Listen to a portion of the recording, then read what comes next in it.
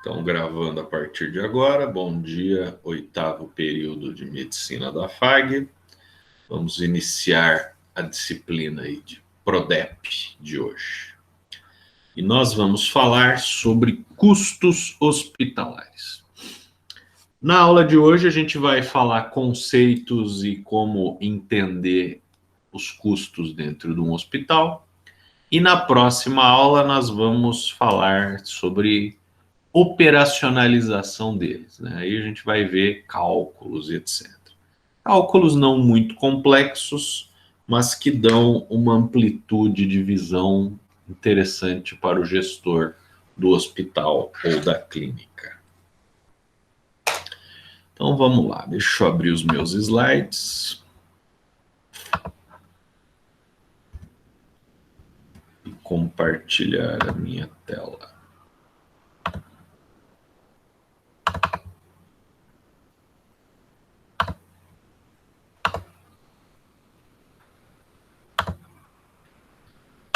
Então, bora lá. Introdução. O que é custo? Né? É toda e qualquer despesa direta ou indireta que incida sobre a produção ou um serviço. Beleza. O incidir direta ou indiretamente, o próprio nome já nos auxilia, né? O que incide diretamente são as coisas, são os custos que são coletados para interagir diretamente com o objeto do nosso serviço. Então, quem é o objeto do nosso serviço, né? É o paciente. Então, todos os custos proporcionados de intervenção ao paciente são custos diretos. O que são custos indiretos? São outras ações que são necessárias também, mas não estão diretamente ligadas ao paciente. Exemplo, o setor administrativo de um hospital. Ele é importante? É. Ele funciona? Sim. É necessário? É. Mas ele não está diretamente ligado ao paciente. O paciente não vai melhorar ou morrer por conta de alguma intervenção do setor administrativo. Então, ele é um custo indireto. Então, pelo slide aqui, né? Num hospital, tudo que é usado para o tratamento do paciente incide diretamente. Seringas, remédios, médicos, enfermeiros, equipamentos, etc. Ah, mas eu tenho um médico que trabalha lá no departamento administrativo. Então, quando ele está trabalhando no departamento administrativo, mesmo ele sendo médico, ele não gera um custo direto, ele gera um custo indireto. Que incide indiretamente, pessoal técnico, produtos de limpeza, etc. Departamento administrativo. Objetivos da gestão eficiente de custos. Gerar informações sobre rentabilidade e desempenho das organizações. Os custos, né, eles são relatório de custos são relatórios extremamente importantes para você entender o que está acontecendo no hospital. Que basicamente tudo gira em torno de receitas e despesas. Receita é o dinheiro que entra, despesa é o dinheiro que sai. Dentro do dinheiro que sai, dentro das despesas, estão os custos. Você fazendo um acompanhamento muito bem estruturado sobre os custos, você pode ver aonde está indo grande parte das suas receitas, para pagar o quê, né? E acompanhando os custos ao longo do tempo, você começa a ver, por que determinado custo está subindo proporcionalmente mais do que os outros? Está havendo algum desvio? Está havendo alguma ineficiência naquele local? E a gente pode fazer uma intervenção para verificar isso. Auxiliar no planejamento estratégico. Planejamento estratégico a gente não viu ainda, mas veremos logo logo. É você pensar não no curto prazo. É você não apagar incêndio. É você fazer prospecções do futuro do seu hospital.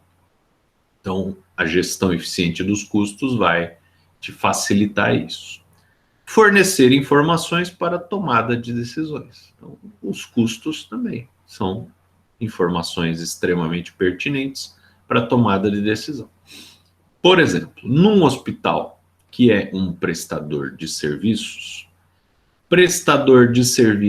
este que aplicativos de celular não resolvem, né, não minimizam os custos, o que acaba acontecendo, né? Boa parte dos seus custos, eu diria muito mais do que a metade do custo de um hospital, está ligada à mão de obra, à folha de pagamento. Então, isso vai te dar uma base para tomada de decisões. Tá? O nosso custo com folha de pagamento está aumentando. Beleza. A nossa receita está aumentando proporcionalmente? Se sim, ok. Se a nossa receita não está aumentando na mesma ótica que o custo com mão de obra está aumentando, algum problema temos aí para analisar. Talvez o setor administrativo esteja contratando mais, porque está tendo outras demandas, mas essa contrapartida não está sendo realizada pelo aumento no número de pacientes. Então, é uma informação que a gente pode utilizar para tomar uma decisão. Ó, tudo bem que o departamento administrativo tem as suas necessidades, nós estamos modificando algumas coisas, mas nós estamos chegando num ponto crítico, a gente tem que segurar aqui para depois, futuramente, a gente continuar esse projeto. Então, a gestão de custos pode nos fornecer essas informações interessantes que vão nos auxiliar a tomar decisões. Aqui temos um parágrafo do Gestão de Negócios Hospitalares, né, um livro básico dessa disciplina, o artigo aí do Francisco e Castilho, que diz o seguinte: o profissional da saúde, engajado no processo gerencial das instituições de saúde, seja como gerente ou diretor de divisão de serviço, ou chefe de unidade, necessita mais do que nunca buscar conhecimentos a respeito dos custos hospitalares, reconhecendo seu papel como agente de mudanças, no alcance dos resultados positivos, bem como buscando o equilíbrio entre qualidade, quantidade e custos. Por que normalmente quem administra um hospital não é um administrador, e sim um médico?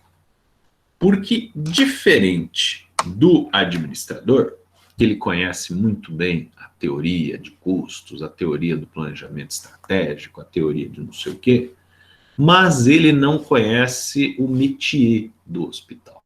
Ele não conhece os fluxos do hospital. Ele não sabe, numa cirurgia, que materiais serão usados, que custos serão proporcionados. O médico, por sua vez, ele não tem, normalmente, muito conhecimento dessas questões administrativas, mas ele sabe exatamente o que se gasta para fazer uma cirurgia, que materiais são necessários para fazer aquilo. Consequentemente, mesmo sem o conhecimento técnico na área administrativa, ele acaba sendo um melhor gestor do que propriamente um administrador. Quando você consegue mesclar as duas coisas, melhor ainda, né? Por exemplo, o diretor do Hospital São Lucas, ele é médico e administrador. Então, é um cara que conhece tudo dos dois lados. Isso aí é o melhor dos mundos. Complexidade da organização hospitalar. Eu costumo dizer que hoje em dia até esse meu exemplo está meio esquisito, porque o que era difícil antigamente, hoje nesse ramo de atividade deve estar bem fácil. Né? Que a administração de um hospital, né, ela é complexa porque o hospital é um grande shopping center. E administrar o shopping center é difícil, né? Mas agora talvez não esteja tanto, né? Por conta da pandemia, né, os shoppings já estão mal, coitado, estão estão nem abrindo direito, né? Porque dá até uma depressão. Não sei se desde que abriu novamente o comércio, se vocês já chegaram aí ao shopping ali, mas tá feio de ver aqui o troço. Tem ninguém, metade das lojas estão fechadas e tal. Mas tudo bem, voltando aí ao foco. O shopping, ele não é tão difícil de ser, mesmo sem pandemia, ele não é tão difícil de ser administrado. Por quê? Porque você tem um administrador central lá do shopping, que ele vai administrar a estrutura do shopping. E nessa estrutura do shopping, o que ele vai fazer? Ele vai trabalhar para fazer com que as áreas comuns do shopping, os corredores, a praça de alimentação, os canais internos de distribuição do shopping, os depósitos, etc., funcione, o ar-condicionado, funcione a contento. Então não é um trabalho tão difícil. E ele vai cobrar, logicamente, as taxas de administração, vai cobrar os aluguéis quando for o caso, e etc. Essa é a função do administrador do shopping. Agora, imagine um shopping em que esse administrador fosse responsável por cada uma das lojinhas que estão ali inseridas. Então você pega aí o shopping aqui de Cascavel, que nem é tão grande.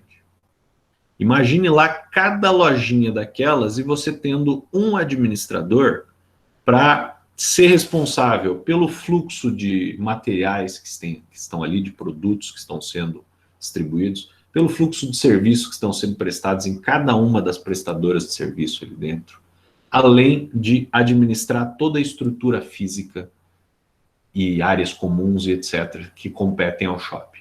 Aí seria um trabalho extremamente complexo. Um hospital é exatamente isso, porque o hospital tem N departamentos, cada departamento tem a sua demanda própria, tem o seu pessoal específico, tem o seu estoque de materiais. E o administrador hospitalar precisa administrar esse grande shopping sozinho, né? Ou com uma equipe boa, mas ele como responsável, e fazer com que cada um destes setores funcione direito. Então veja, basicamente dentro de um hospital o que nós temos? Lavanderia, restaurante, hotel, farmácia, clínica, capela, estacionamento, setores administrativos, salas de aula e auditórios, laboratórios, consultórios, almoxarifado, além disso, centro de imagem, centro cirúrgico, UTI, pronto-socorro, porra, tem coisa que não acaba mais. E então, como eu disse, um grande shopping center que tem que ser totalmente administrado por uma pessoa chave, né? Ou por um grupo pequeno de pessoas chave. Outra semelhança com um shopping center, fora da pandemia, é que há um entra e sai gigantesco, né? Pessoas entram para fazer compras e saem, prestadores de serviço entram e saem, fornecedores entram e saem, funcionários entram e saem, o hospital é a mesma coisa. Todos os dias você tem o fluxo de funcionários que trabalham no hospital, você tem o fluxo de familiares dos pacientes que trabalham no hospital, você tem o fluxo que trabalham não, né, que tem que entrar no hospital, você tem o fluxo de pacientes que estão lá no hospital, você tem o fluxo de fornecedores de materiais, você tem o fluxo de pessoal técnico que vai consertar os equipamentos do hospital. Então você tem um entra e sai muito grande de pessoas dentro. Então, é nesse aspecto que eu considero o hospital e o shopping center muito semelhantes, em fluxo e em quantidade de serviços prestados. Muito bem. Considerando, então, o hospital como esse grande shopping center, né, de saúde, alguns conceitos importantes que a gente precisa aí para começar a discutir os custos. Gasto representa os investimentos, despesas, perdas, custos. Ou seja, vai sair dinheiro do seu bolso, vai sair dinheiro do hospital, é um gasto. Tudo bem, esse gasto pode ser dividido em investimentos, vamos construir uma aula nova, vamos comprar um equipamento novo, despesas que são os pagamentos do dia a dia, precisou chamar uma equipe para repintar uma área, precisou arrumar o estacionamento, precisou fazer uma impermeabilização no telhado. Perdas. Nós deixamos vencer medicamentos. Nós acabamos estragando aí um tomógrafo por má utilização. Isso é uma perda. Perda não é custo. Perda é um dinheiro que você está jogando fora. Basicamente, é essa a ideia. E custos são essas despesas, né, esses gastos alocados devidamente em cada local. Então, eu posso dizer que o custo é um gasto? É. A diferença entre custo e gasto. Gasto, eu estou pensando que eu estou gastando dinheiro, eu estou tirando dinheiro do bolso para pagar. O custo, eu também estou tirando dinheiro do bolso para pagar. Mas o custo, ele está diretamente ou indiretamente ligado ao paciente, e o custo eu vou alocar nos seus devidos locais. Eu vou colocar cada custo na sua caixinha para eu poder identificar como essas caixinhas estão se comportando no decorrer do tempo. Uma coisa que é interessante, não sei se vocês já usaram isso, mas todos vocês têm com certeza. O seu aplicativo do banco, se vocês têm o cartão de crédito ou de débito do banco que vocês têm conta, né, que vai estar no mesmo aplicativo, todos eles têm uma facilidade, né, no aplicativo, que é a gestão de custos, em que você vai no supermercado, faz a tua compra e coloca no cartão de crédito. Você vai no posto de gasolina, abastece o carro, põe no cartão de crédito. Você vai no bar, toma uma cerveja, põe no cartão de crédito. E esse sisteminha, ele vai alocar os seus custos, cada qual em contas específicas que estão lá cadastradas. Então você consegue acompanhar. Olha, do meu gasto do cartão de crédito, 45% vai para o supermercado, X% vai para o posto de gasolina, Y% vai para o bar, Z% vai para não sei aonde. Isso é uma forma básica de você controlar os seus custos. No mês seguinte, poxa, aumentou o mercado. Por que aumentou o mercado?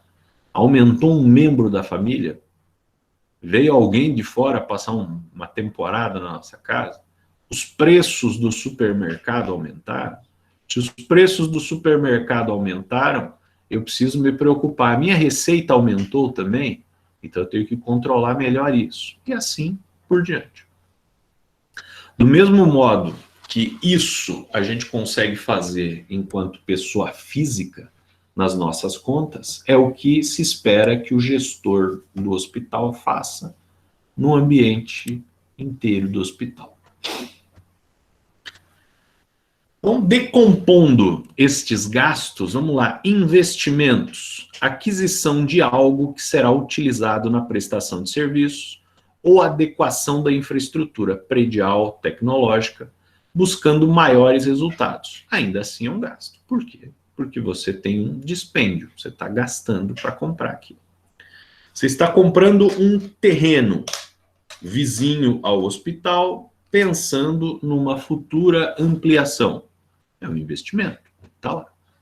É um bom investimento ou um mau investimento, aí já é assunto para uma outra aula que nós vamos ter mais no final do semestre. Mas é um investimento. Desembolso. O pagamento propriamente dito é quando o dinheiro sai da organização e vai para outra ou para um funcionário. Então tá, qual que é a diferença de gasto e desembolso? O gasto, eu planejo. Eu vou gastar R$1 milhão com a folha de pagamento de agosto. Beleza. Então, estou projetando um gasto, mas eu não gastei ainda. A hora que eu paguei, aí é o desembolso. Tá, e por que que eu preciso saber? Não é a mesma coisa? Gasta, desembolso, tá? Não paguei ainda, mas eu vou pagar? Sim. Só que o desembolso, a gente vai ter depois aulas que a gente vai tentar entender isso melhor, onde você pode tentar conectar o mais próximo possível a sua receita com o seu desembolso. Então, por exemplo, eu sei que eu preciso pagar a minha folha de pagamento, que é o meu maior custo, no quinto dia útil do mês. Muito bem, isso aí a lei me obriga a fazer. Então não tenho muito o que negociar com os meus funcionários. Se bem que a nova reforma trabalhista até dá essa possibilidade, né? Porque, não sei se vocês lembram, mas quando aprovaram a reforma trabalhista, que o pessoal começou a reclamar que estavam tirando direitos dos trabalhadores e tal, o Michel Temer, né, o ex-presidente, disse, não, nenhum direito do trabalhador está sendo tirado, ponto. A Constituição tem lá os direitos dos trabalhadores. Michel Temer mentiu? Não, está lá. Entre os direitos dos trabalhadores assegurados pela Constituição, temos lá o pagamento até o quinto dia útil e ninguém pode ganhar menos que um salário mínimo no território brasileiro. Está lá na Constituição, a reforma trabalhista não mudou isso. Só que a reforma trabalhista, ela criou para quem é advogado aí, sabe do que eu estou falando. Ela criou uma brecha, né? O que que o advogado faz? O advogado infringe a lei, o advogado inocenta pessoas culpadas, etc. Não, o advogado se aproveita de brechas na lei para conseguir atender da melhor maneira possível o seu cliente. Então, a nova reforma trabalhista, ela deixou brechas ali. Por exemplo, ninguém pode ganhar menos que um salário mínimo do Brasil. Porém, na livre negociação entre patrões e empregados, se ficar acordado um salário diferente do salário estipulado, vale a livre negociação. Ninguém deve ganhar depois do quinto dia útil. Porém, se houver na livre negociação um acordo entre as partes, ela vai receber em qualquer lugar. Então, se houver uma livre negociação, o patrão pode pagar meio salário mínimo e o cara receber no dia 20, em vez de receber no quinto dia útil. Então, isso são brechinhas da lei. Mas, tudo bem, o desembolso, quando sai? Eu tento ligar, né, o meu desembolso à minha receita. Vamos pegar na instituição que a gente trabalha, estuda. Vocês têm um desconto para pagamento até o dia 7. Por quê? Porque, basicamente, dia 7, vocês podem pagar o boleto até o dia 10. O vencimento dele é dia 10. Porém, a instituição precisa pagar o salário dos funcionários, que é o maior custo dela. O que que ela vai ter que fazer? Ela vai tentar fazer? Ela vai tentar equacionar receita e despesa. Para isso, ela concede um desconto para antecipar esse pagamento e casar o desembolso com o gasto. Casar a receita com a despesa. Quando você está dizendo que quando você vai comprar um celular e você paga em 10 vezes no cartão, você tem um gasto, né, o valor do celular, porém você vai ter desembolsos mensais. O marketing, que nós vamos estudar um dia desse também, ele se aproveita disso para convencer as pessoas a comprarem as coisas. O celular custa 6 mil reais, você quer comprar o celular, mas a pessoa, você está com o celular na mão ali, pensando se compra ou não compra, pensando que você pode sair dali e te roubarem, pensando que você pode sair dali e ele cair no chão e quebrar, e você jogou 6 mil reais fora, e a mocinha que está lá vendendo o celular, ela fala a palavra mágica, você pode pagar em 10 vezes sem juros. Neste momento, o celular já não custa mais 6 mil reais, ele custa 600, e fiado ainda. Você sai dali com o celular sem pagar um tostão. A pessoa tem uma outra percepção de compra. Isso é os desembolsos mensais que ela vai fazer. R$ 600 cabe na minha despesa mensal. Então, a pessoa acaba comprando. Perda. Recurso financeiro empregado no consumo de um bem ou serviço de forma anormal. A perda, ela não é estimada, né? Lógico, pelo histórico você vai ter, né, um percentual de perda, mas a perda sempre é ineficiência. Nem sempre representa prejuízo na qualidade ou na quantidade da produção, mas na maioria das vezes significa recursos utilizados desnecessariamente ou perdidos que poderiam ter sido melhor aproveitados. Então, basicamente, perda é o estar jogando o dinheiro fora. Perda é quando você vai imprimir, por exemplo, um trabalho e você percebe que o trabalho está desconfigurado, mas você já mandou imprimir. Então, você vai jogar 20 páginas fora, reconfigurar o trabalho e imprimir de novo. Aquilo ali se deu por quê? Ineficiência. Ah, professor, mas sempre acontece e tal. Ok, você pode criar um parâmetro. Ó. É aceitável perdas de 5%, de 2%, de 1%. Mas uma perda é sempre sinal de ineficiência. Exemplo: medicamentos que perdem a validade, materiais que estragam no estoque, exame que precisa ser refeito, exigindo retrabalho do profissional, mais tempo ocupando o equipamento e material para impressão do laudo, ar-condicionado, ligado com a janela aberta, etc. Tudo isso gera perdas, né? O ar-condicionado, ele funciona como uma geladeira. Se você deixa o ambiente fechado, o termostato do ar-condicionado vai atingir uma temperatura e ele vai desligar. Quando a temperatura começar a subir de novo, ele liga de novo para manter aquela temperatura. Se você deixa a porta aberta, aquele ambiente nunca vai chegar naquela temperatura ideal. O ar-condicionado vai ficar ligado, ligado, ligado até ele tentar atingir aquela temperatura. E se por acaso atingir, a temperatura sobe muito rapidamente porque o ar não fica concentrado ali. Então, isso é uma perda. Questão de impressão de laudo, né? Vocês sabem, né? Quando você vai fazer um exame, o pessoal dá um papelzinho para vocês para vocês irem lá retirar o exame depois.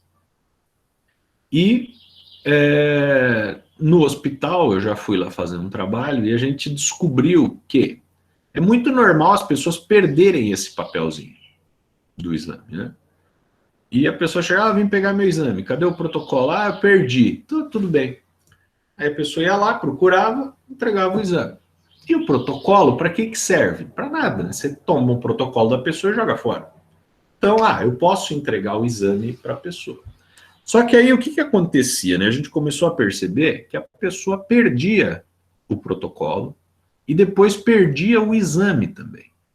E ao invés de ir lá pedir para reimprimir uma segunda via do exame, a pessoa chegava lá e dizia, olha, vim buscar meu exame. E você procurava, não, esse exame já foi entregue. Não, negativo, não peguei. Não, mas já foi entregue. E ficava aquela discussão, não peguei, não peguei e tal. E aí o que acontecia? Você tinha que reimprimir todo o exame, e isso é custo. Isso gera despesa. O que nós fizemos? Continuamos a exigir o protocolo, colocamos uma informação lá dizendo que não serão entregues exames sem o protocolo. Tudo bem, professor, uma pessoa perdeu o protocolo. Ok, ela vai assinar um terminho atestando que ela está retirando o exame naquela data. Pronto, aí você entrega o exame para ela. Eu não peguei o meu exame aqui, eu vim buscar. Negativo, pegou sim, o dia tal, hora tal, e você assinou aqui. Pronto, acabou o custo acabou a perda, né, de você ter que fazer reimpressões. Então parece besteira isso, mas é um custo. É um custo que gira em torno de R$ 50 na época que a gente fez. Então, olha aí, transformação do custo. Gasto. Eu preciso comprar medicamentos para o hospital. Ok. Desembolso. Paguei a fatura lá do fornecedor do medicamento. Isso foi computado nos meus custos, né? Meus custos diretos, os medicamentos que eu estou usando lá no pronto-socorro. Ok. Parte dos medicamentos venceram, foram para o lixo. Perda. Classificação dos custos, então. Diretos, indiretos, fixos e variáveis. São duas classificações basicamente diferentes, direto e indireto. Outra classificação, fixo e variável. Porém, eles podem se misturar. Um custo não quer dizer que um custo seja direto e mais nada, ou que seja fixo e mais nada. Ele pode ser um custo direto fixo, pode ser um custo direto variável, pode ser um custo indireto fixo, um custo indireto variável. Exemplo, custo direto físico. Eu tenho que comprar, eu tenho um tomógrafo no meu hospital, que não é meu, ele é alugado. Então eu pago um aluguel daquele tomógrafo. Isso vai me proporcionar um custo direto, porque eu preciso daquele tomógrafo para tratar os pacientes, e é um custo fixo, porque eu tenho que pagar todo mês o aluguel daquele aparelho. É um custo direto fixo. Um custo direto variável. Os medicamentos que eu uso no pronto-socorro. Se eu tiver, direto porque eu estou intervindo diretamente no paciente. E quanto mais pacientes passarem pelo pronto-socorro, maiores vão ser os custos. Então ele vai variar de acordo com o número de pacientes. Custo indireto, fixo. Né? O salário da secretária do administrativo. A secretária do administrativo, ela não está intervindo diretamente no paciente, mas ela está recebendo o salário dela mensalmente. É um salário fixo e é indireto, não está diretamente ligado. Custo indireto variável. Eu preciso, vamos pensar aqui, indireto variável, posso considerar as pessoas que estão lidando com os custos mesmo do hospital. Uma parte administrativa, que quanto mais pacientes eu atender, maior o volume de trabalho que essas pessoas vão ter. E talvez eu precise contratar mais pessoas. Outra, né, eu tenho médicos que são plantonistas. É um custo, não, médico não dá porque é um custo direto. Eu tenho técnicos que vão lá consertar aparelhos, eles são indiretos.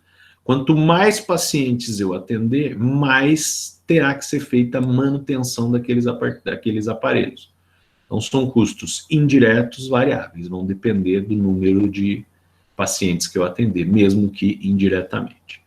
Então, basicamente, são duas classificações distintas, mas que elas se complementam. Custos diretos são os custos que são identificáveis diretamente no produto ou no serviço. Consegue-se identificar a quantidade consumida ao se observar o produto sendo construído ou o serviço sendo prestado. Então, eu estou lá no pronto-socorro, acompanhando os atendimentos, eu vejo claramente o que são os custos diretos. Né? Tudo que está envolvido na prestação de serviços ali é um custo direto. Materiais de consumo. Agulhas, seringas, sondas, equipamentos, luvas, aventais, gases, soluções, fios cirúrgicos, entre outras. Medicamentos, soros, sangue, derivados, alimentações terapêuticas, entre outros. Exames de laboratório, eletrocardiografia, ecocardiografia, radiografia, etc. Todos são custos diretos. Recursos humanos específicos, médicos, enfermeiros, nutricionistas, fisioterapeutas, psicólogos, farmacêuticos, técnicos, instrumentadores e outros. Custos indiretos. São os custos que não têm possibilidade de identificação direta ou com o serviço prestado. Exemplo, energia elétrica, água, gás, telefone, aluguel do imóvel, alimentação, lavanderia, gastos com limpeza, manutenção, administração, segurança, outros. Então, todos eles são indiretos. Século passado, se chamavam isso de custos produtivos e custos improdutivos. No começo do século passado, né? Porque o século passado tem 20 anos. Porque os analistas da época consideravam que um trabalho produtivo é o que pode ser visto no produto final ou na prestação do serviço final. Trabalho improdutivo não quer dizer que ele não seja um trabalho que seja útil, mas ele não, você não consegue enxergar ele no produto final. Custos fixos são aqueles cujo valor não se altera quando se aumenta ou diminui a quantidade de produtos ou em volume dos serviços produzidos em um determinado período de tempo. Então, por exemplo, a sua clínica ela está numa sala alugada. Provavelmente você não vai fazer um contrato de aluguel dizendo o seguinte: olha, eu vou pagar R$ 3.000 de aluguel se eu conseguir atender até 100 pacientes por semana.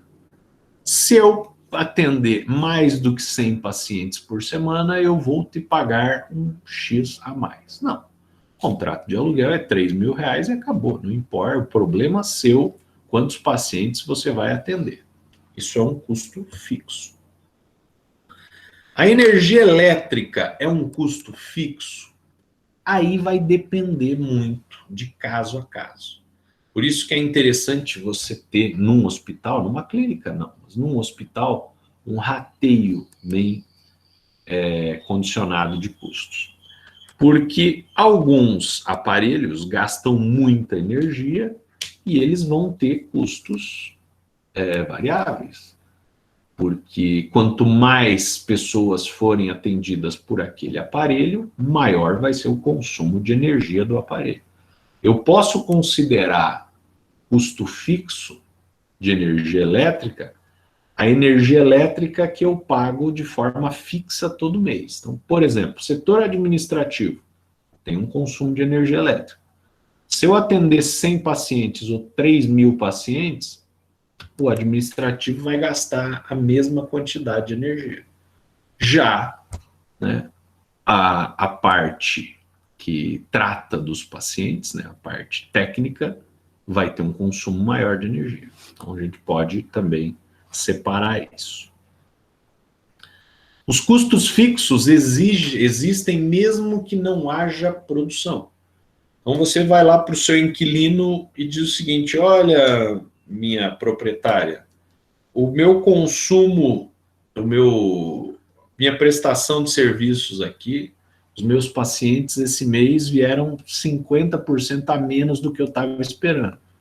O dono do imóvel vai dizer: problema teu, eu não aluguei o imóvel pensando em número de pacientes, eu aluguei o imóvel por um valor fixo. Então é um custo fixo. Não importa se você atender 10, 20 ou 30 pacientes, os custos com a segurança ou aluguel não vão se alterar. Eles são fixos no período de cada mês. Gastos rotineiros, como pagamento de contas, fornecedores, funcionários, aluguéis, entre outros. Então vamos pensar em termo, eu acho bacana quando a gente pensa nessas questões de custos, principalmente na nossa vida privada, né? Antes de pensar na vida profissional, que vocês nem estão inseridos ainda nessa área. Então vejam, né? A sua vida privada. O que é fixo? O aluguel é fixo. O valor que você paga na academia é fixo. A prestação do carro é fixo. A prestação da internet é fixa. Né? A prestação da faculdade é fixa. E aí vai. né? O telefone é fixo. Ah, professor, depende. O meu telefone eu quase não faço ligações, eu só uso o WhatsApp, etc. E o meu pacote de dados dá, então é fixo. Legal, então ele é fixo. Agora, se você extrapola aquele limite de ligações, se o teu pacote de dados acaba e você consome um pacote de dados a mais, ele vai ser variável. Dependendo da sua necessidade, ele vai ter um consumo maior ou menor. Eu posso dizer que eu tenho uma despesa fixa no supermercado de X reais por mês. Por quê? Porque basicamente é aquilo que eu consumo. Agora, tem um dia que eu quero comprar um queijo, que eu quero comprar um vinho, que eu quero comprar uma cerveja diferente, que eu quero comprar não sei o quê, e aí extrapola. Então, aí, como eu posso separar. Eu tenho um componente fixo, que é o meu kit básico de sobrevivência que eu compro no mercado, e eu tenho os extras, que eu gosto de consumir de vez em quando. Então, a gente consegue moldar isso. No hospital, vai ser exatamente a mesma coisa, né? Só que no hospital, diferente da nossa vida privada, você tem mais uma série de pessoas que vão estar de olho no que você está fazendo. Você não pode simplesmente falar o seguinte, agora eu assisto tanto filme americano, e é muito bacana, né, nos filmes americanos, porque todo o escritório, não importa se é um hospital, se é uma multinacional, o presidente e os diretores têm sempre uma garrafa de uísque na mesa. E vem as pessoas lá e eles servem um whisky. Eu vou fazer isso também no meu hospital. E eu vou comprar um Blue Label da Johnny Walker todo mês para deixar ali. Talvez não seja uma coisa tão bacana de se fazer e você vai ser cobrado por isso. Mas é uma particularidade interessante, né? Se o cara atende muita gente, é que eu fico pensando, deve ser bem divertido para o povo trabalhar lá nos Estados Unidos, se eles fazem isso mesmo, né? Conforme aparece nos filmes.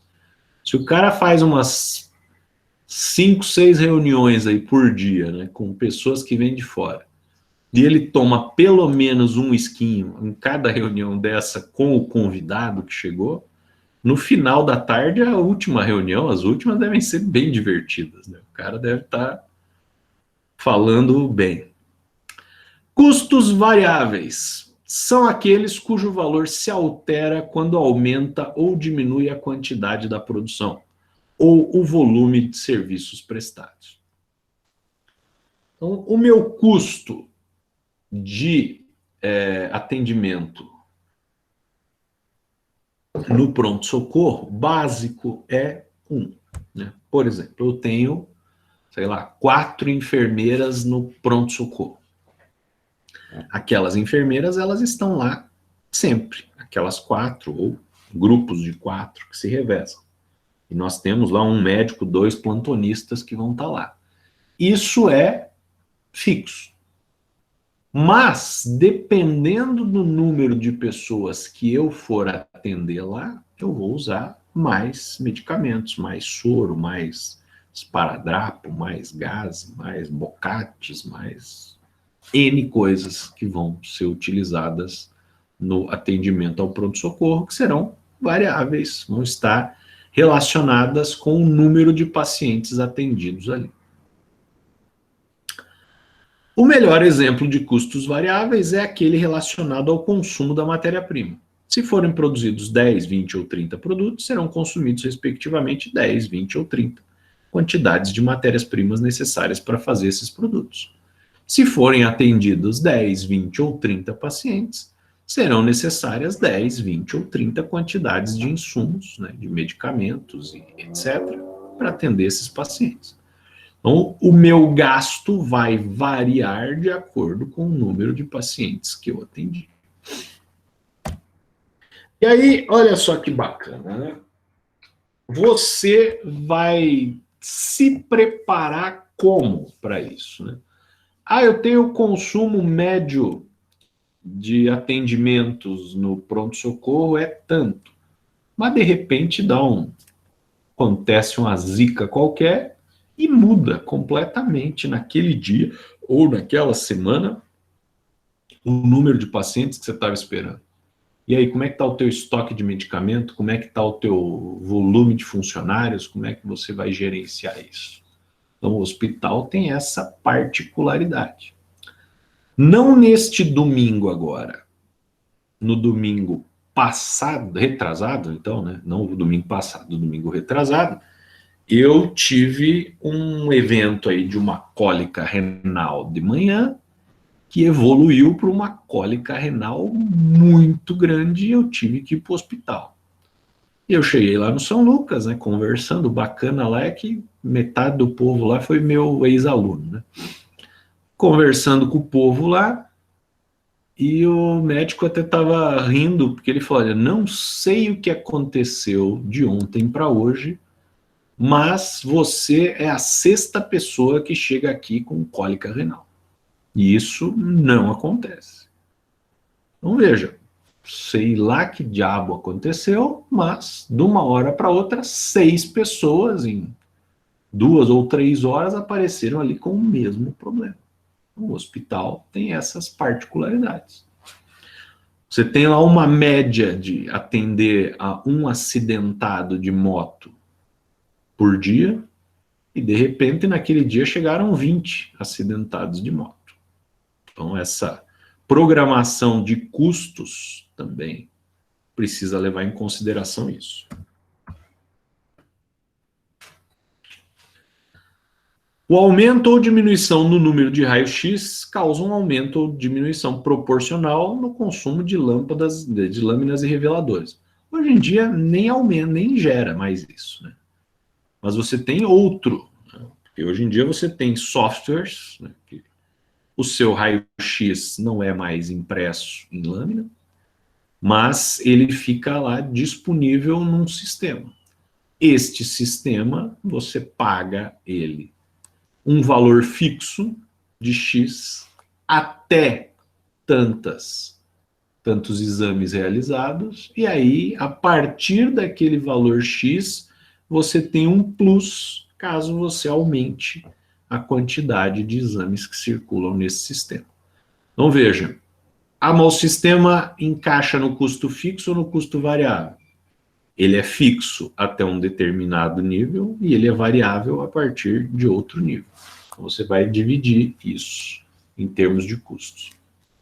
Você tem aí um vendedor que ele ganha salário mínimo, custo fixo, ele vendendo bem ou não vendendo bem, ele está ganhando um salário mínimo, porém, quando ele ultrapassa a meta mínima, que são tantas vendas, ele passa a receber uma comissão.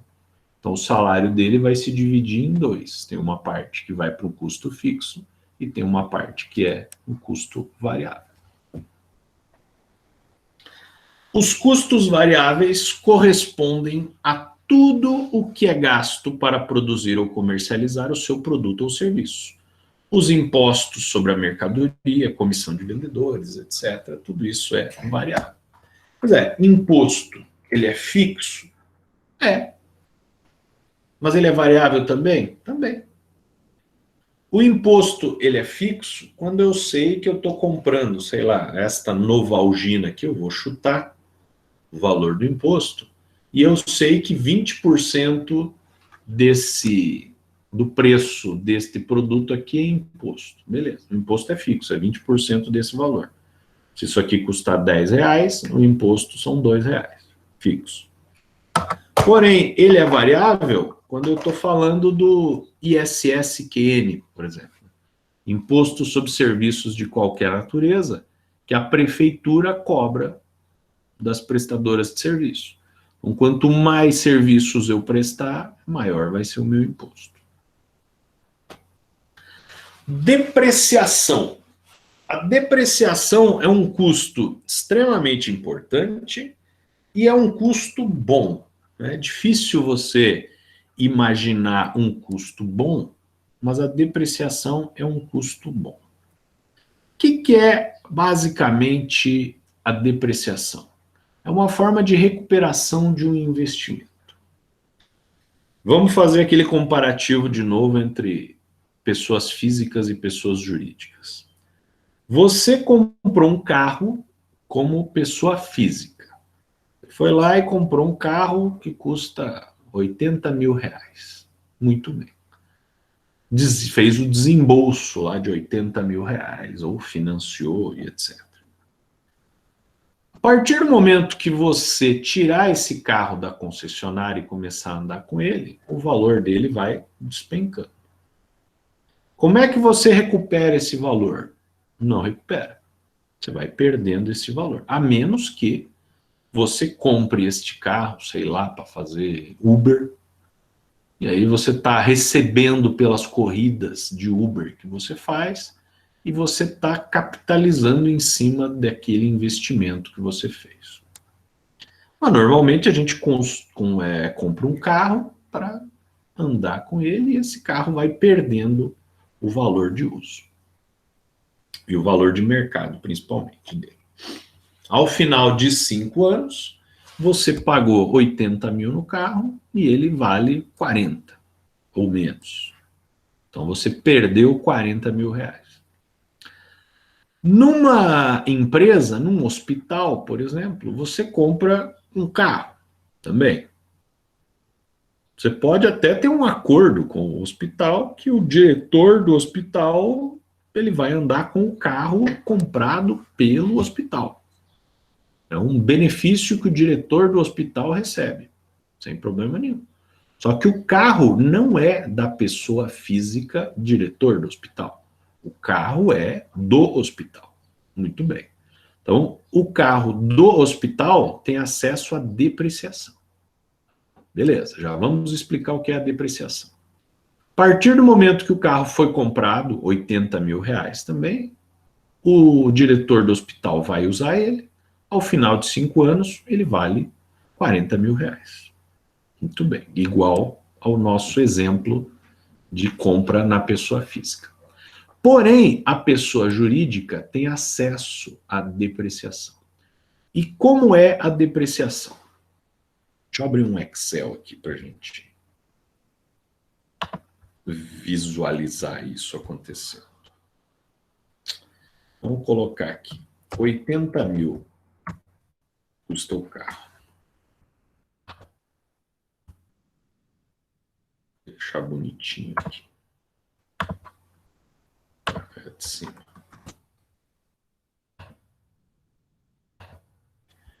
R$80 mil. Então, vamos lá.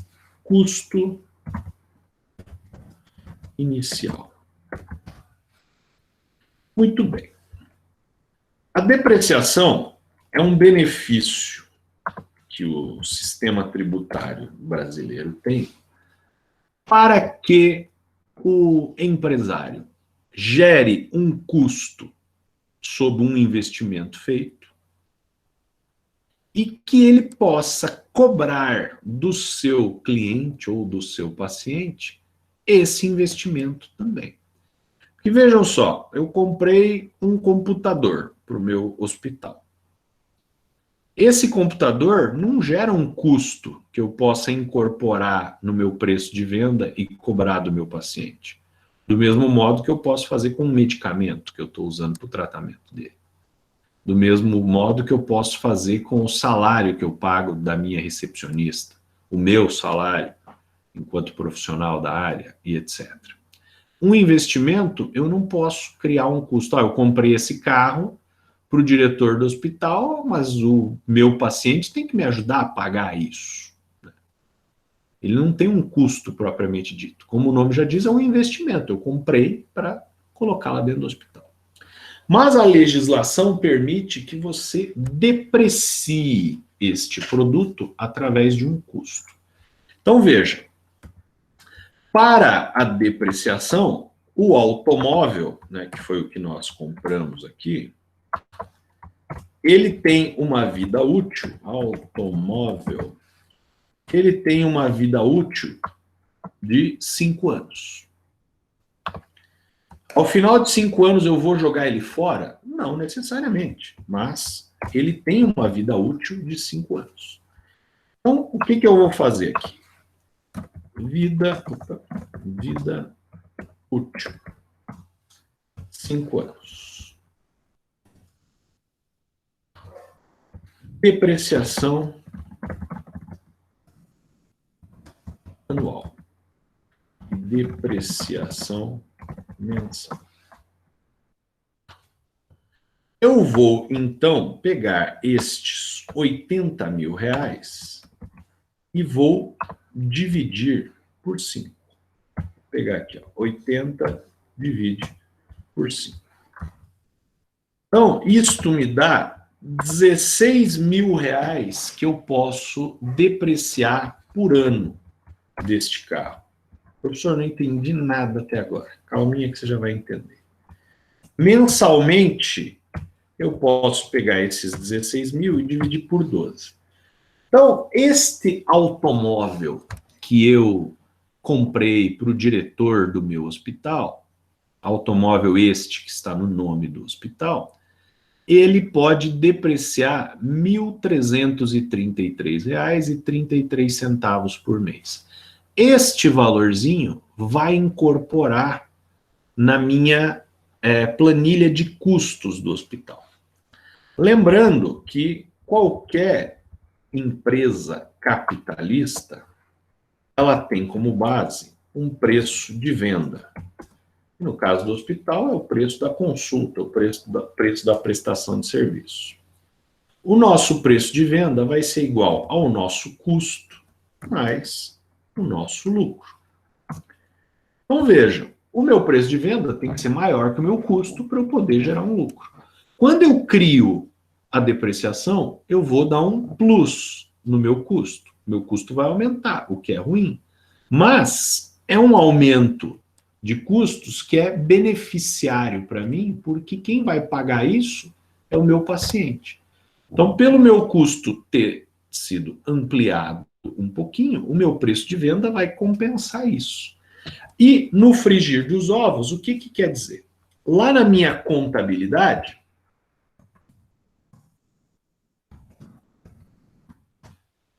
o meu imobilizado lá vai estar que o automóvel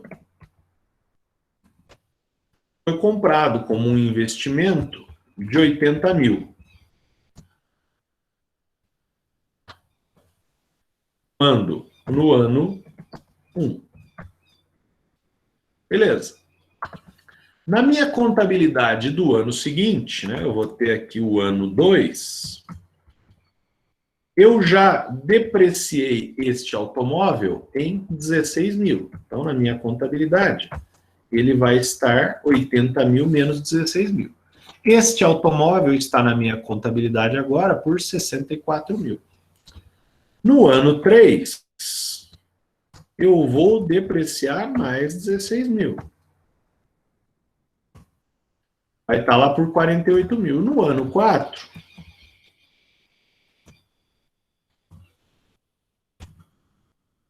eu vou descontar mais 16 mil aqui.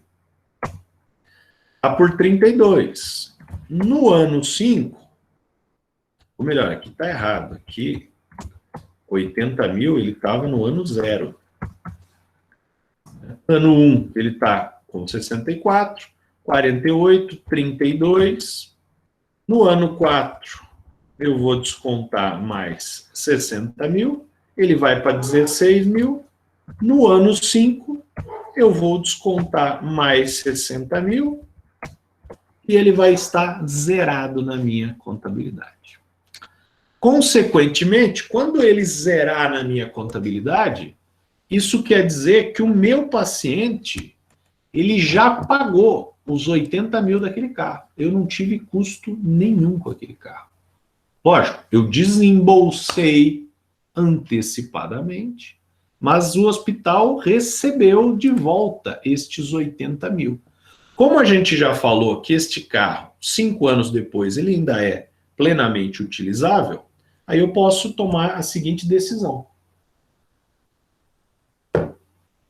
O diretor do hospital continua usando o carro, e aí eu não posso mais depreciar ele, não posso continuar cobrando isso do meu cliente, porque a depreciação acabou 5 anos depois, ela zerou.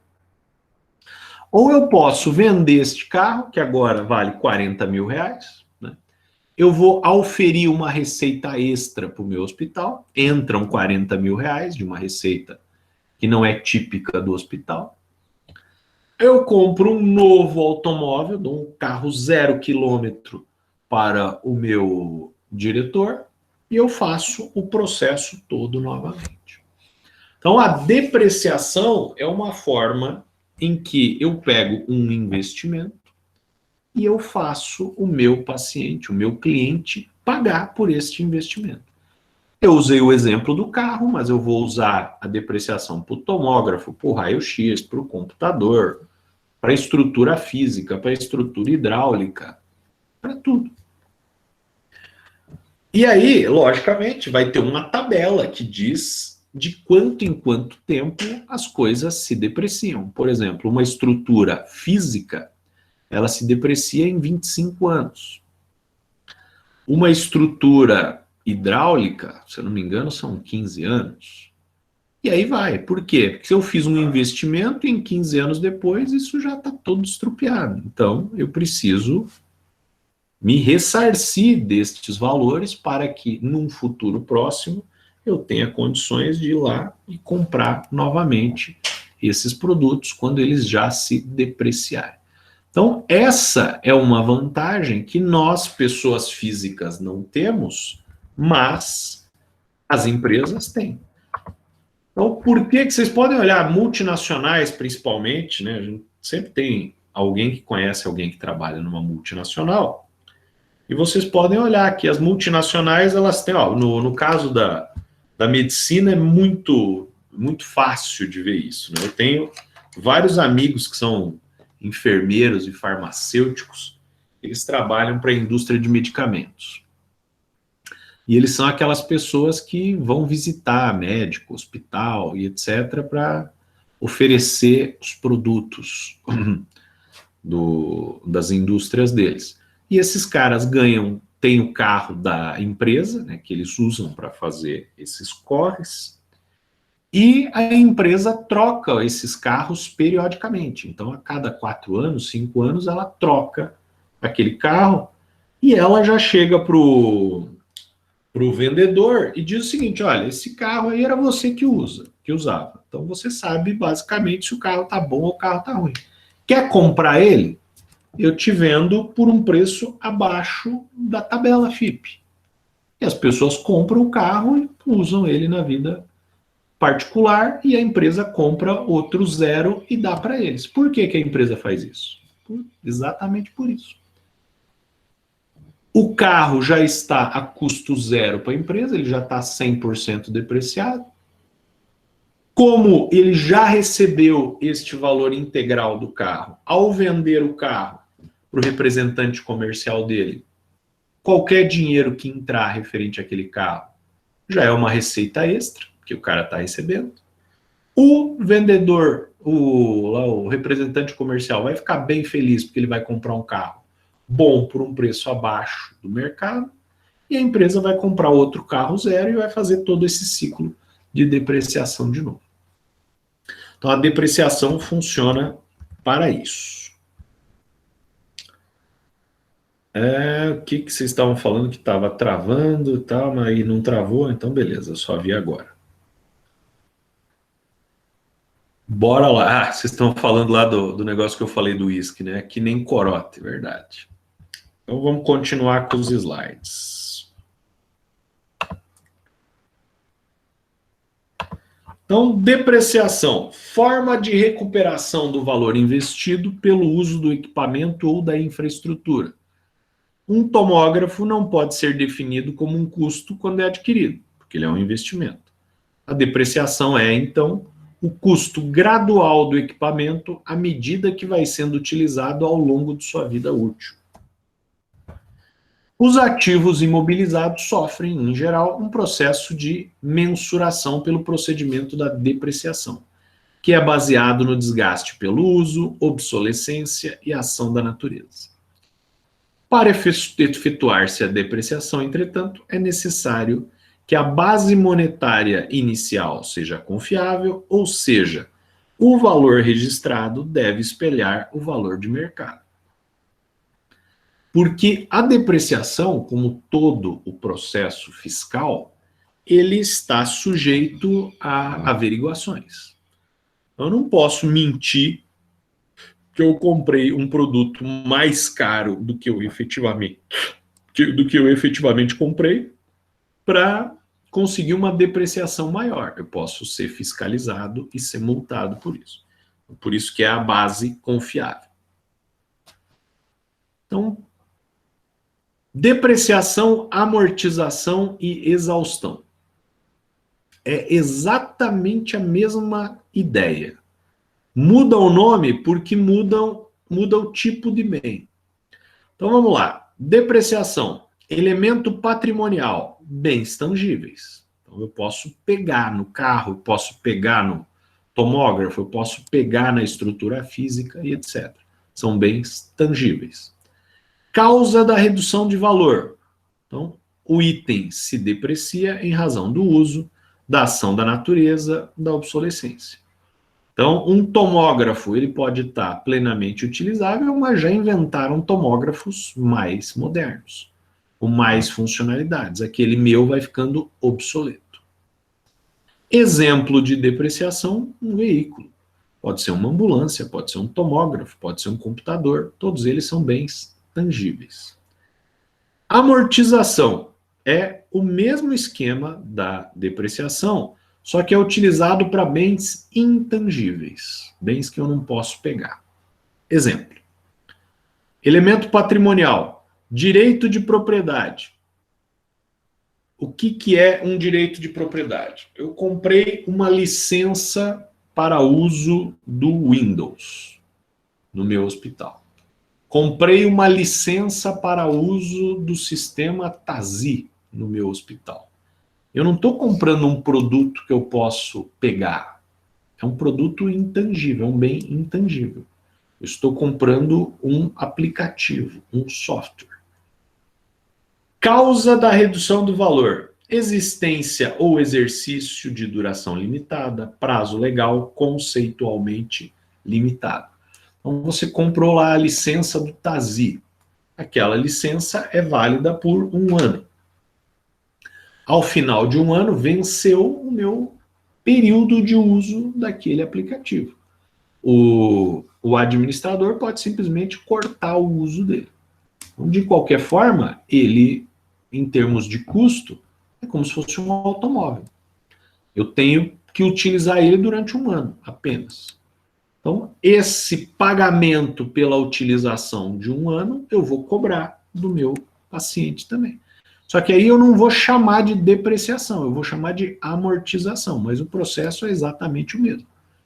Se o TASI me custou 10 mil reais para eu utilizar durante 1 ano, eu vou dividir esses 10 mil reais por 12 meses, que vai me dar a depreciação.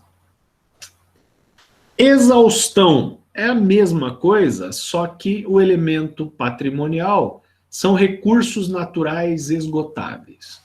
Então, eu estou explorando um poço de petróleo. O poço de petróleo, ele não tem uma quantidade de petróleo infinita. Você tem lá uma estimativa de quantos milhões de barris de petróleo você consegue tirar dali. Vai chegar um dia que ele vai se exaurir, não vai mais ter petróleo. E aí eu vou, através do componente chamado exaustão, cobrar mensalmente do meu cliente de petróleo o que eu gastei para adquirir essa área de exploração de petróleo.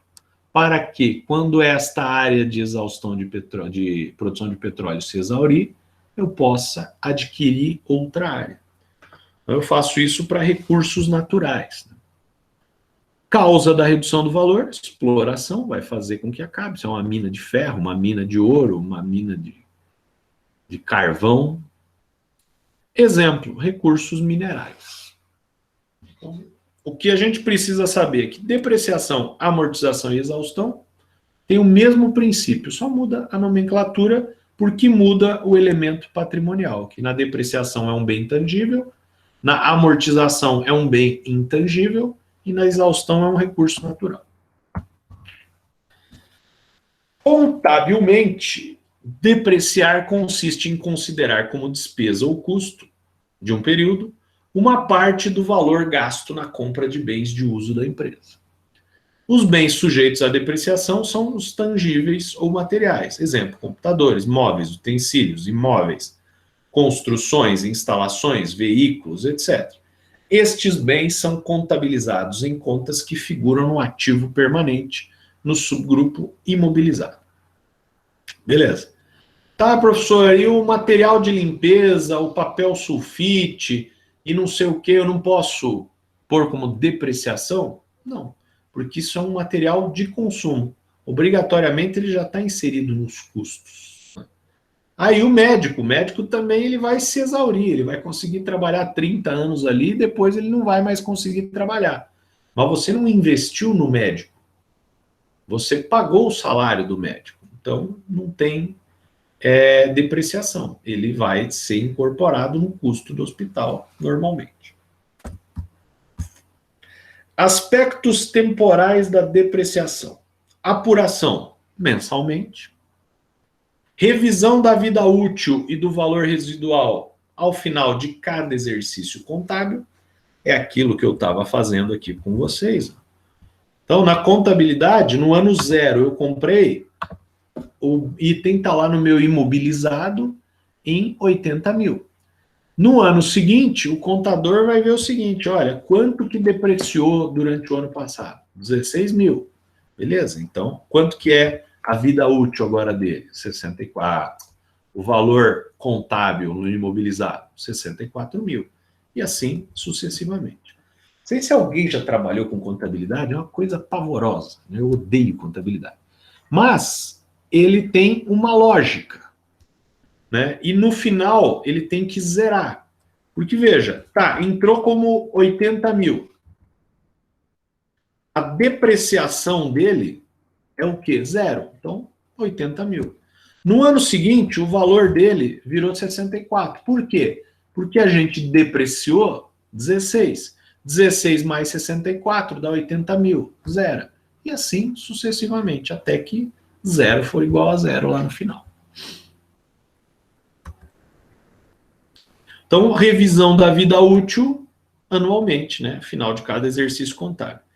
Início, estando em condições de uso. Parece uma coisa óbvia, né? E é uma coisa óbvia. Só que essa obviedade tem algumas variações, né? Eu tenho um livro interessante ali que é Tudo é óbvio quando você sabe como funciona. Né? Então, essa questão do início da depreciação estando em vida útil parece óbvio para todos vocês, mas ele é óbvio para mim. Talvez não seja para todos vocês. Por isso até que eu pintei em vermelho. Porque, veja, um automóvel é uma coisa óbvia. Qual que é o momento de estar em condições de uso? A hora que você tirou da concessionária. Então, você comprou, pegou a nota fiscal e você já está utilizando ele. Então, ele passa a ser depreciado imediatamente, porque ele já está sendo usado naquele momento. Você compra um tomógrafo, né? Tomógrafos, pelo que eu saiba, não são fabricados no Brasil.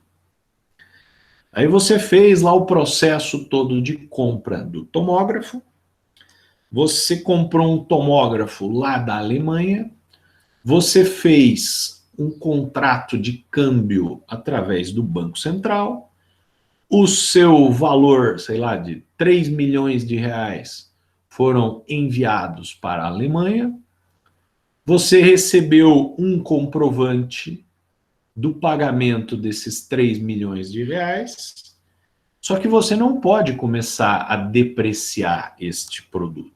Por quê? Porque ele nem está aqui no Brasil ainda. Tá, mas eu já paguei. Tudo bem, você já pagou, mas ele ainda não está em condições de uso. Aí o que vai acontecer? O cara lá na Alemanha vai despachar esse tomógrafo. Aí ele vai ficar um mês para chegar aqui no Brasil. ele vai chegar lá aqui no Brasil, ele vai passar pelo despacho alfandegário. Vai ficar lá mais 15 dias. Aí ele vai ter que receber uma autorização da Anvisa. Vai ficar mais 3 meses.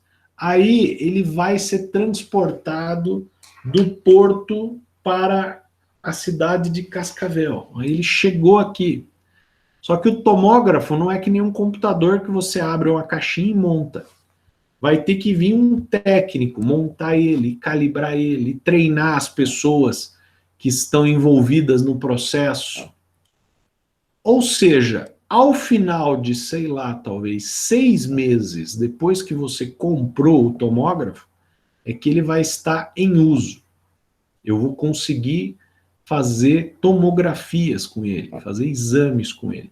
Então, a partir deste momento é que ele entra em uso e pode ser depreciado. Estes 6 meses que eu, inclusive, já paguei, não posso depreciar absolutamente nada. É por isso que o início está em condições de uso. Fim, retirada permanente de operação. O valor líquido contábil igual ao valor residual. Ou seja, eu não preciso tirar ele de operação, ele pode continuar funcionando. Porém, eu finalizo a depreciação quando ele cumpriu o prazo que lhe foi dado para depreciar. Então, se são 5 anos, quando vencerem os 5 anos de depreciação, eu não posso mais depreciar. Se eu quiser continuar usando, sem problema. Se eu quiser vender e comprar um novo, eu já vou ter esse valor contábil recolhido do meu paciente, que eu vou utilizar para comprar um aparelho novo. Justificativa da depreciação. Além do desgaste pelo uso, ação da natureza, obsolescência e por tais bens serem utilizados pelas empresas em vários exercícios sociais, é correto que se incorpore ao custo de cada exercício uma parcela do valor gasto na aquisição desses bens, ao longo do período de vida estimado. É tecnicamente correto que as empresas procedam, no final de cada exercício social, a depreciação dos materiais constantes no ativo imobilizado. Então, aquilo que a gente estava vendo de forma contábil. Desgaste pelo uso. Compra-se um automóvel hoje, daqui a 5 anos, esse automóvel, sendo usado diariamente, não terá o mesmo rendimento de quando era novo. Obviamente. Ação da natureza. O próprio automóvel pode ficar exposto ao sol, à chuva, sofre essas influências climáticas e se desgasta. Obsolescência. Quando o automóvel fica velho, por conta do tempo, por aparecerem modelos mais novos, modernos, com nova tecnologia. O computador é a mesma coisa, né? Ele tem o desgaste pelo uso, o teclado começa a não funcionar direito. Ação da natureza, ele vai ficando velho. Hoje em dia tem a questão do álcool em gel, ele vai sumindo tudo que está ali pintadinho no teclado. Ele vai ficando desbotado, ele vai ficando feio, ele vai ficando torto. E obsolescência, ele já não aceita atualizações do programa que ele usava porque ele está velho. Eu preciso trocar. Aqui temos algumas coisas que a gente usa num hospital que podem ser, só para vocês terem uma ideia, em termos de depreciação. Então, computadores você consegue depreciar em 5 anos, né, 20% ao ano. Imóveis, 25 anos, 4% ao ano. Instalações, 10 anos, 10% ao ano. Móveis e utensílios, 10 anos. Veículos, 5 anos. Nos imóveis, você está vendo ali que está escrito menos terrenos. Por quê? Quando você compra um terreno, eu vou comprar o terreno do lado do meu hospital para futuramente eu construir uma ampliação. Beleza. O que eu fiz um investimento, legal. Por que eu não posso depreciar? Porque o terreno, ele não sofre ação da natureza. Ele não se desgasta. Ele não fica depreciado. Muito pelo contrário, né? A tendência do terreno é se valorizar. Então eu não posso depreciar porque eu não tenho uma justificativa para tal. Muito bem. Aqui nós falamos da depreciação em termos normais, né? Aqueles valores, 5 anos para máquinas, equipamentos, é no uso normal. O que seria o uso normal? O uso por um período de tempo. O que seria um período de tempo? Considerando que o dia tem 24 horas, eu vou usar os itens um turno dessas 24 horas. Então, por exemplo, o meu tomógrafo, ele é utilizado de forma ininterrupta por 8 horas. Beleza, ele tem uma depreciação normal. Eu tenho lá 5 anos para depreciá-lo.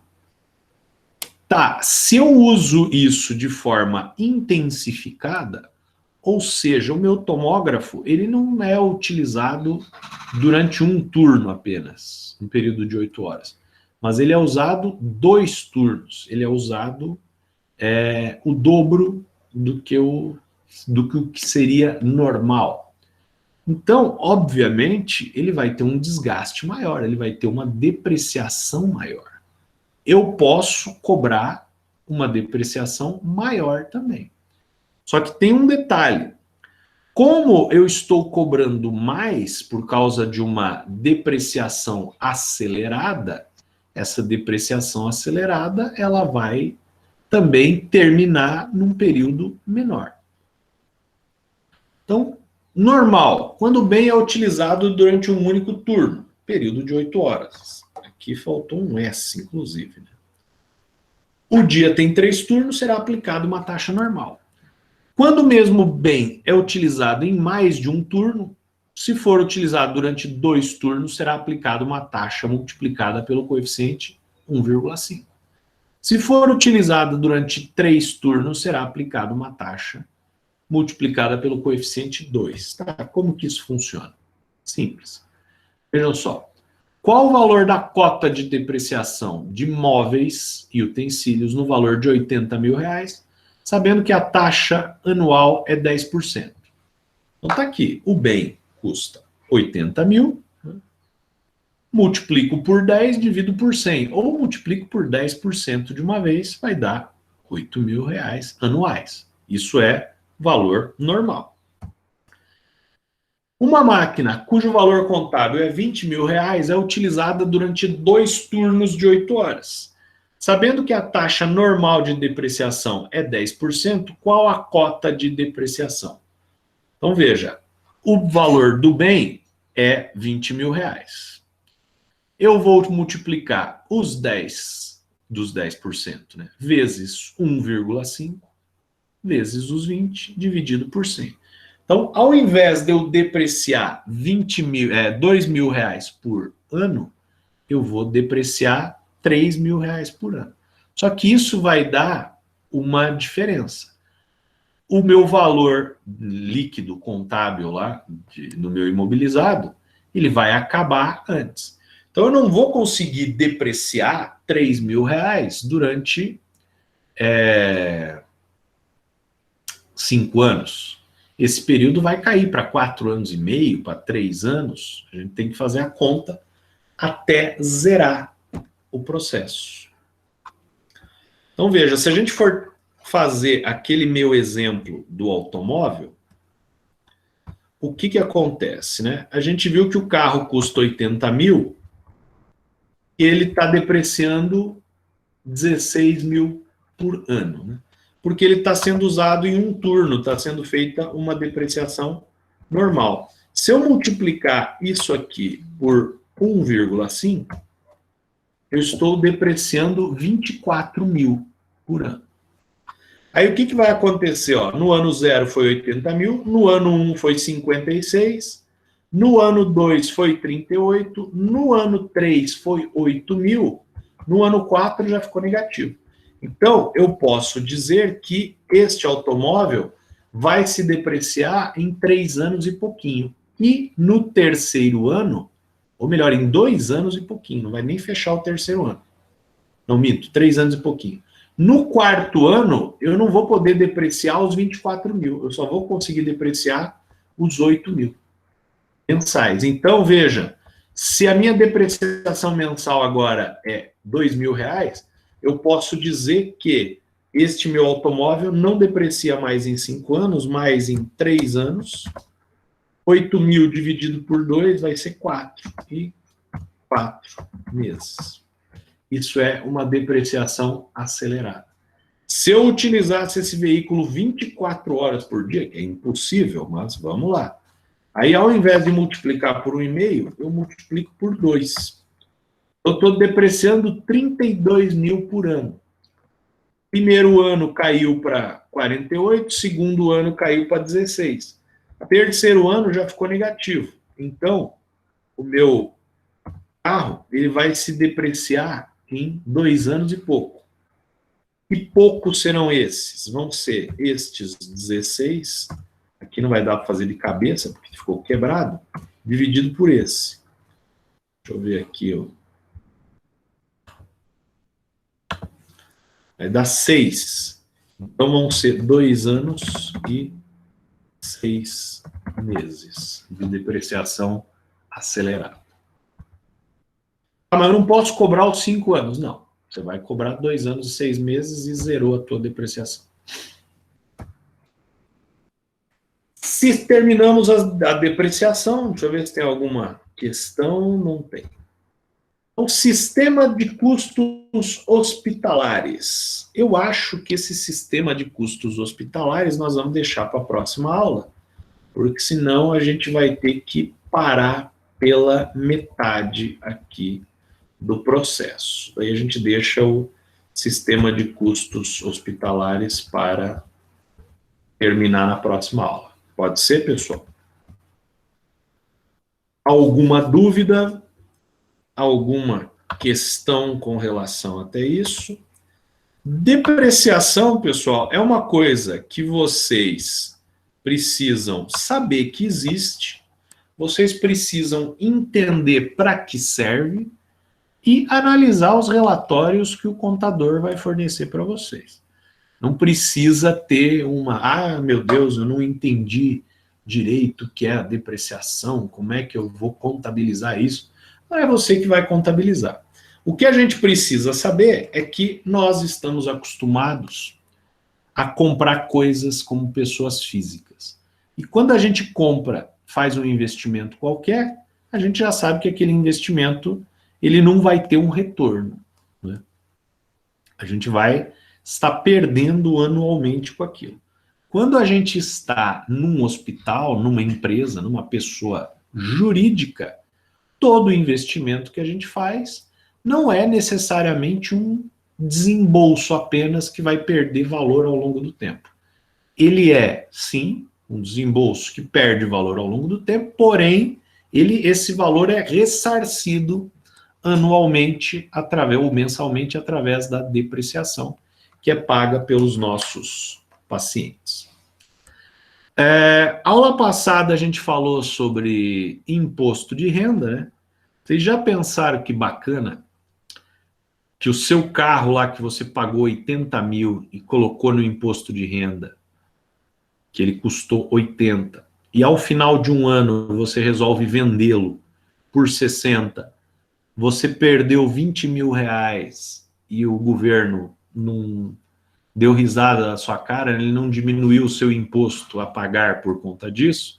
Você já pensou se essa diferença, né, dos 20 mil pudesse ser compensada como uma dedução do imposto de renda, como existe essa compensação através da depreciação? Que maravilha seria, né? Mas, infelizmente, não dá para fazer.